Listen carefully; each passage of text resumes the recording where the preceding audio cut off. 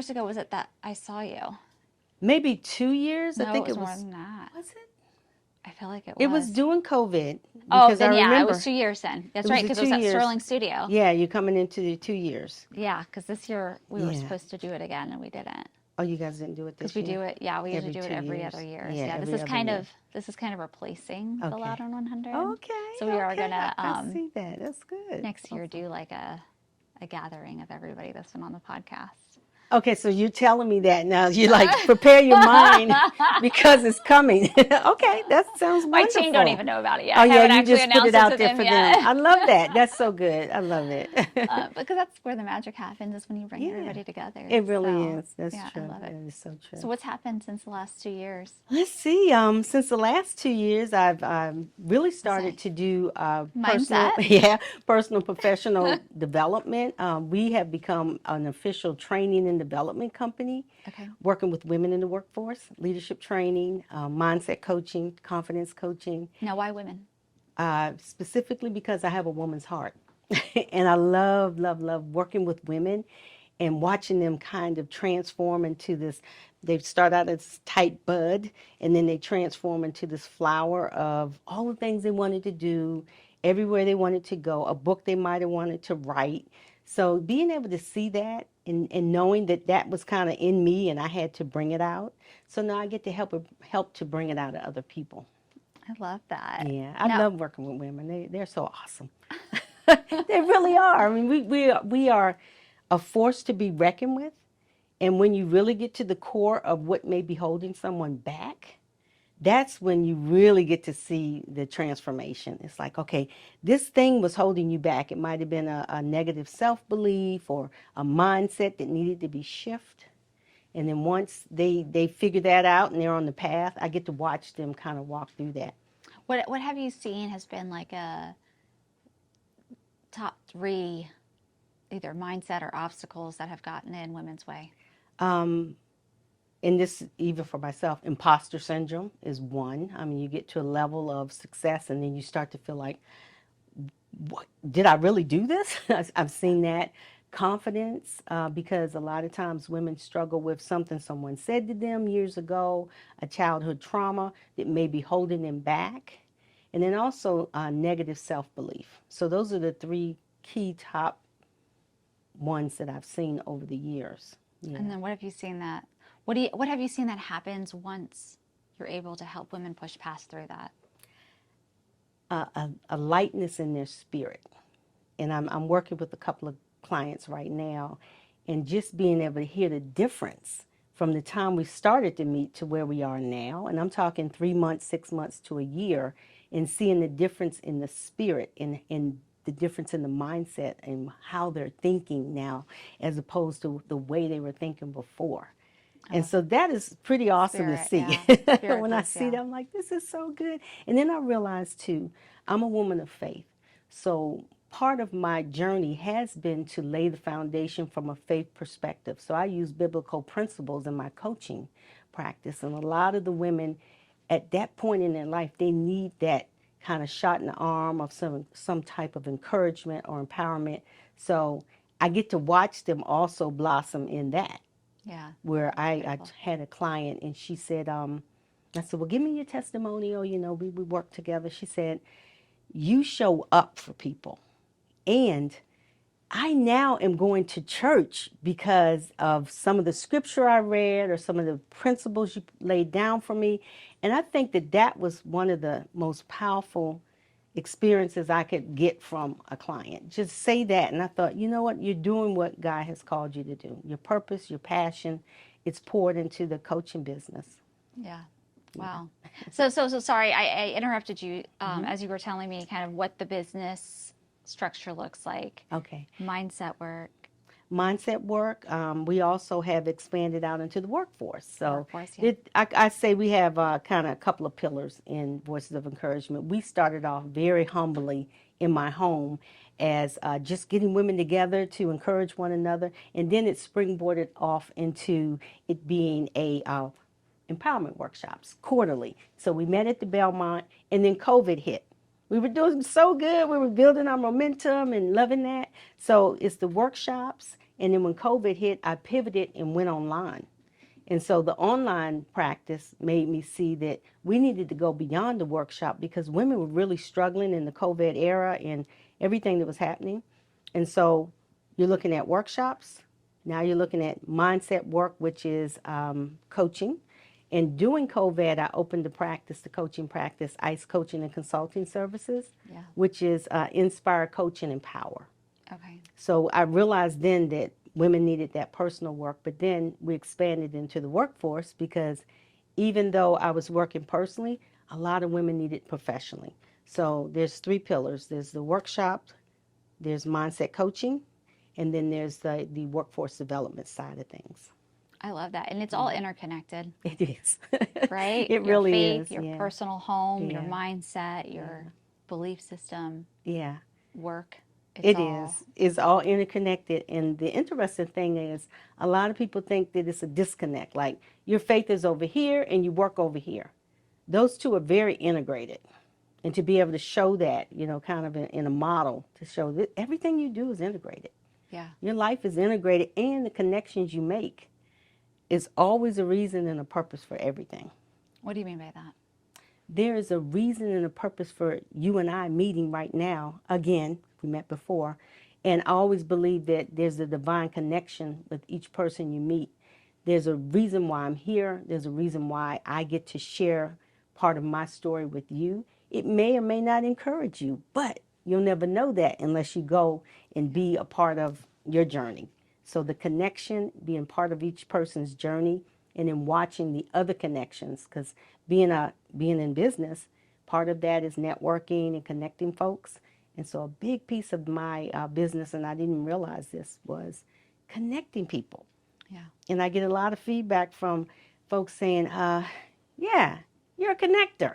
And I heard it so many times, I was like, I guess I am. Because I didn't think about it as like that. I felt like, it was just something that I did because it was in my spirit to say, oh, she needs this and she has that. So let me connect these 2 folks and then leave it with them.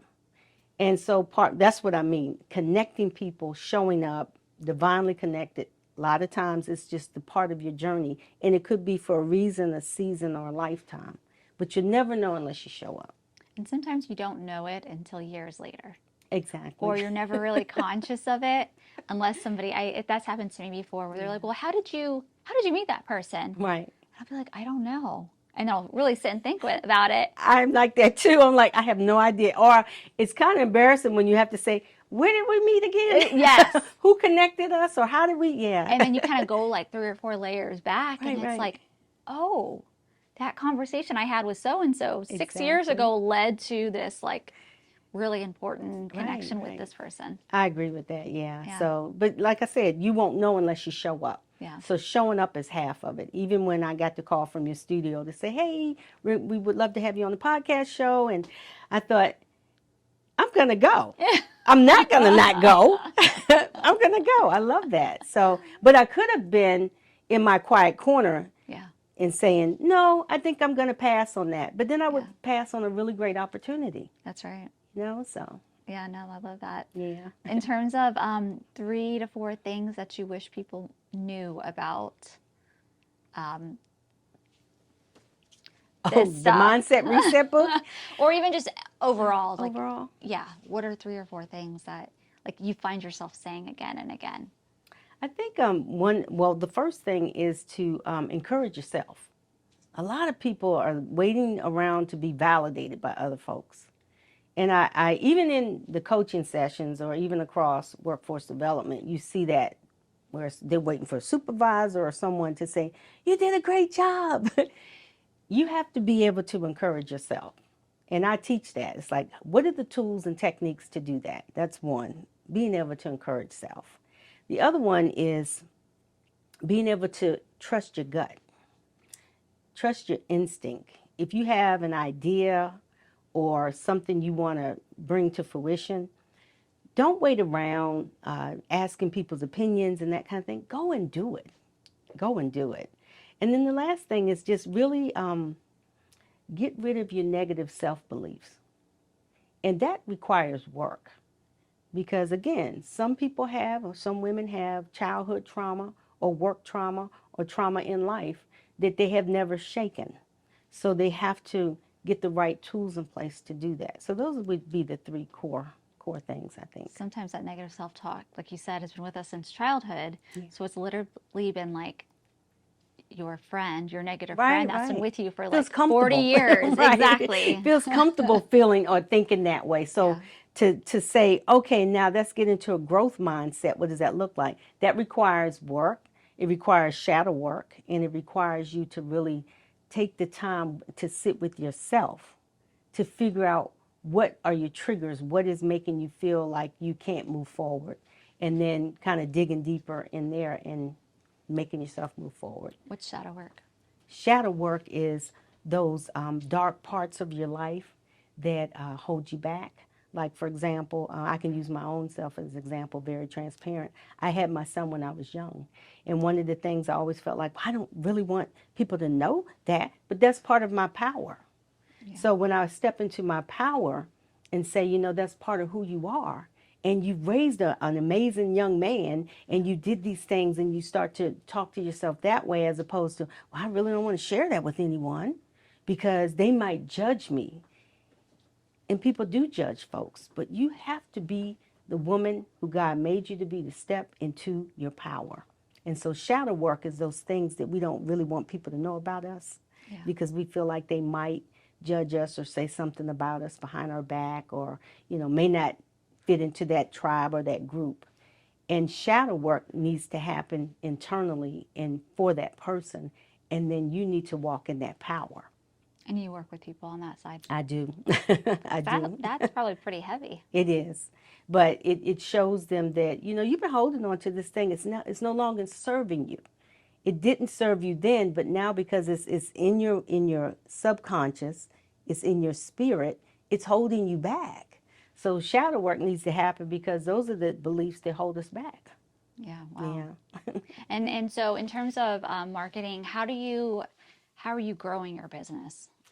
Several different ways that I market. A word of mouth. I have a lot of referrals. And then social media platform is LinkedIn, Instagram, and then we also have a podcast show, A Woman's Heart. So I market it that way. And the way that I love to bring on other business owners onto the podcast show so they can market their business and they can talk about how they can help the women in the workforce, or sometimes the women that need personal professional growth. So yeah, we have several different ways we put it out there. Awesome. Yeah. So it's not just referrals. It's not just a lot of people I've been referrals. asking, it's just referrals because that's such an easy, when you do a good job, it's easy to get more clients. It is. But I believe it's important to have multiple buckets that you're reaching and connecting with people. Agreed. I do want to say, though, there's one thing that I just stepped into. It's Alignable. I don't know if you've heard of Alignable or not, but I'm now an Alignable ambassador. I've been with them for like 3 or 4 years. They do a lot of online networking. And you can do educational events, webinars, all of that.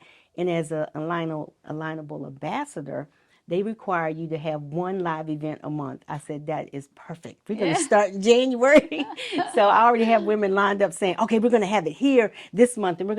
And you just do it once a month, and everything else is virtual. And I love it. So that's another way to grow your business. And I've been telling a lot of small business owners about that platform because it's really, really working, and it really is growing a lot. So Alignable is like a networking. It's like a LinkedIn. It's like a LinkedIn. It's all about all business. Well, LinkedIn has a lot of other stuff, but LinkedIn, from the professional perspective, in terms of building your business and networking and meeting people, and you can request one-on-ones with them and talk with them and find out how you can help them build their business, so they can, in fact, one day maybe help build yours. So it's about networking. A lot of the law of reciprocity. Yeah. You know, just being able to share with someone, help them, and then. Not because you want anything from that individual, but because that is just what you should do. You should help other people, because eventually it's going to come back to you. I love that. Yeah, Alignable set up like that. Concept, yeah. Yeah. So it's just ALIGNABLE. Yes, ma'am. .com? Mm-hmm. Okay. You can go. You can join for free.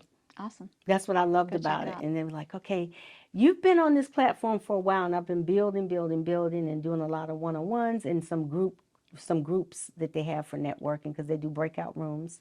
Um, and then they reached to me about a year ago about becoming an ambassador, and I thought, I don't really know if I want to do that right now because you have to focus on what you want to put your energy. Yeah. And so when they reached back out to me this year, I said, you know what, I'm ready. Yeah. I'm ready to do that and to expand and grow. And COVID has lifted a little, so people are starting to get back out and do face-to-face networking. And so I think the time is right. That's awesome. Yeah. It'll be fun. I think so. It will be. I'm excited about it. When I think about it, I'm very excited about it. Yeah. So outside of Alignable, and do you have any other projects or books or? I have 3 books. That's my 3rd book I wrote, Mindset Reset. The first book I wrote It's was a actually workbook too, it's a which I'm workbook so too. excited about. I love Yes. workbooks.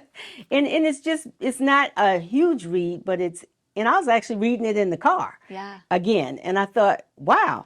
Like I'm smart. Yeah, it's like you haven't plugged into this in a while. This is pretty powerful, that Yeah. talks about the 5-second rule. I don't know if you follow Mel Robinson, but I've heard that. Yeah. yeah, she came up with this 5-second rule, and it's in the book. It talks about, how you have to trick your brain sometimes because it wants to talk you out of stuff. But Yeah. so it's in that book, and then I wrote a book for my daughter when she went off to college. That was my first book, Running Your Race. It's a devotional journal for first-year college students. Love it. And so that was for her, from mother's heart to her. And then the second one I wrote is Faith at Work. That is a devotional with power quotes and also scripture for women in the workforce who need a little encouragement and empowerment. So yeah, I have 3 books out that I'm very excited about.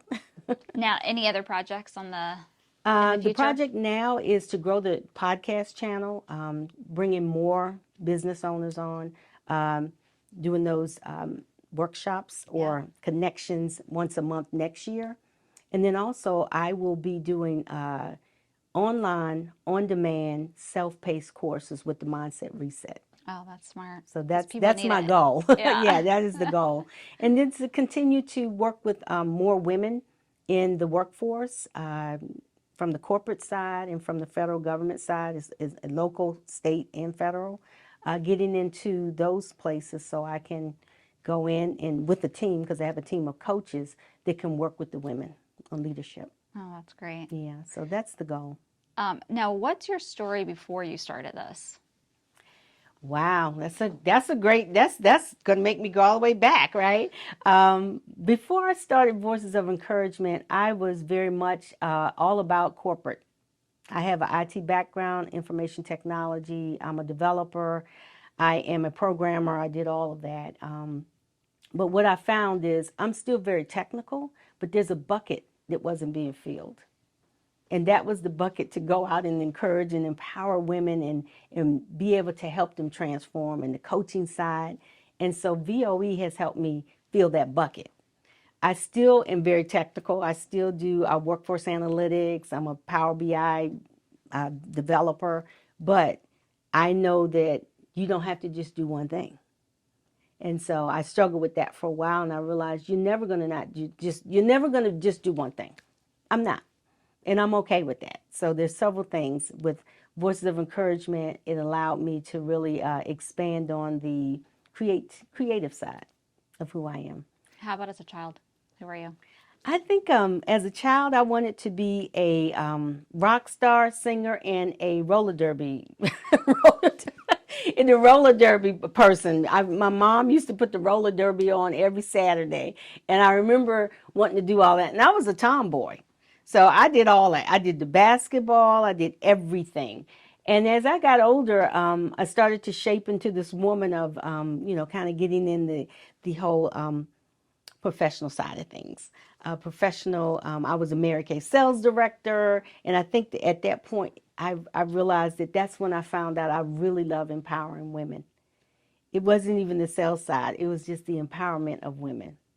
And so from being young and coming up, as a tomboy, and then growing in high school, I believe in high school, a lot of young folks that I talk with would always say, oh, there's something different about you, but you never know what that different about you is. I think I worked somewhere and a young lady said, you don't belong here, you belong somewhere else. I was like, what is she talking about? But as the older I got, I realized that I didn't belong in that particular space at that time because she saw something else in me. Yeah. And so sometimes when other people see something in you, you don't always see it in yourself until maybe later, Yeah. when your path is open or your journey expands. So that's kind of where I came from. I love it. I saw a quote on Facebook or Instagram where it was like essentially to the point of like the first 40 of your life, years of your life, you're just like trying different things and like Right. figuring things out and finding out who you are. And then Yeah. from there, you have a lot more like knowledge about yourself. And Right. And I believe that is Yeah. really true. Just what I said before about doing shadow work, I had to do that with myself before I can usher someone else over to the other side. Yeah. I had to do it with myself, my own shadow work, so I could get over my own limited self-belief, so I could propel into that next thing. Now, I'm not saying it's always like so confident about it, but it's the courage. The courage comes before the confidence. So it's like find the courage to do what you have to do the work on yourself so that you can find those gold nuggets within yourself to bring out into the world. So How many kids do you have? I have 3 grown children. 3 grown kids. I love Yes, it. ma'am. 42, 35, and 25. Wow. And I have 3 grandsons, Oh, handsome grandsons. They're so congratulations. handsome. And he 4 now turned 4, 8, and 14. Wow. Yeah. So. Aw. Well, how do they feel about like your transformation or your journey? Have they ever said anything to you or? Yeah. That's a great question. I actually they all have the book, and they have all been part of Voices of Encouragement at some point. Even my husband, when we've been doing empowerment workshops, being able to come to that and see the power of transformation and empowerment with the women that were there, the coaches and facilitators I would bring in, they were all plugged into that. As a matter of fact, my oldest daughter helped me come up with the logo. My youngest daughter wrote her paper, her capstone paper on Voices of Encouragement because she was my marketing person for her last year of college, and she was able to use the business and talk about it and make recommendations. So, in terms of my grandsons, anytime we have any outside activities within the community, because I'm a huge community impact leader, I'm always plugging into what's happening. Let's get out there. Let's spread some love. They were part of that. So they see me in that process of moving forward. And I believe that, I'm leaving a good legacy, both spiritually and empowerment, all of that for them. And they get to see that. They get to live it. Yeah. They get to live it. So. I was going to ask, what do you hope your legacy to look like? But you just laid it out. And that's for me, it. so. That's it. It's it. It's really and to build a legacy so that they could be proud of what their mom did or what their nana did, and that they could walk that out. And what I'm finding too, with my children being in the place of, they're grown up, they have their own families. I'm in a coaching mode with them, mentoring, and modeling the behavior that I want them to see. Yeah. So that they can then walk that out. And I believe that I'm doing that, Yeah. just from the feedback I'm getting from them. So I'm very happy and proud about that. I love that. Yeah. That's amazing. Now, is there anything else that you want to share or that has popped up in your head? Anything that's popped up in my head, other than, maybe encouraging women to take a leap of faith.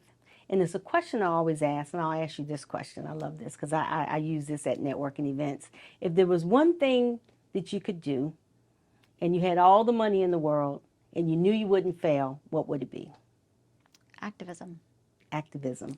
Awesome. I love that. So for me, it would be what I'm doing right now, empowering and encouraging women.